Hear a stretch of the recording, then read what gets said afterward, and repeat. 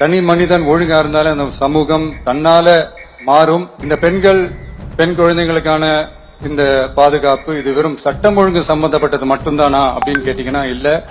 இது சமூக ஒழுங்கும் சம்பந்தப்பட்டிருக்கு. சமூக ஒழுகல தனி மனித ஒழுங்கும் சம்பந்தப்பட்டிருக்கு. தனி மனிதன் ஒழுங்கா இருந்தாலே அந்த சமூகம் தன்னால மாறும்.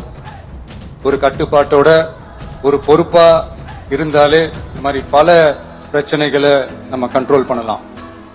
படிக்கிற இடத்துல, வேலைக்கு போற இடத்துல, டிராவல் டைம்ல, டெய்லி லைஃப்ல பயம் இல்லாம மரியாதையோட நம்ம பெண்கள் வாழணும். அதுக்கான ஒரு அட்மாஸ்பியரை நம்ம கிரியேட் பண்ணணும். அதுதான் நம்மளுடைய ஃபர்ஸ்ட் டார்கெட்டு. இவ்வளவு நேரம் நான் இதெல்லாம் ரொம்ப சாஃப்டா சொல்லிட்டு இருந்தேன். ஆனா பெண்களை தொந்தரவு செஞ்சுட்டு அப்படியே எஸ்கேப் ஆகி போயிடலாம்னு நினைக்கிறவங்களுக்கு நான் ஒரு வார்னிங்காவே சொல்றேன். பெண்கள் பாதுகாப்பை டிஸ்டர்ப் பண்றவங்க யாரா இருந்தாலும் அது சகிச்சுக்கவே முடியாது.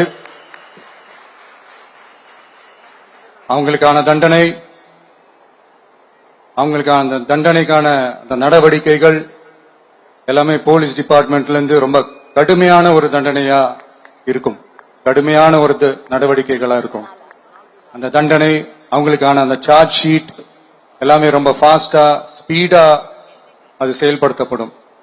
என்ன ஒண்ணு, அந்த ஸ்பீட்ல நிரபராதிகள் யாரும் தண்டிக்கப்பட்டிருக்கூடாது. இதையும் காவல் அதிகாரிகள் மைண்ட்ல எடுத்துக்கணும்.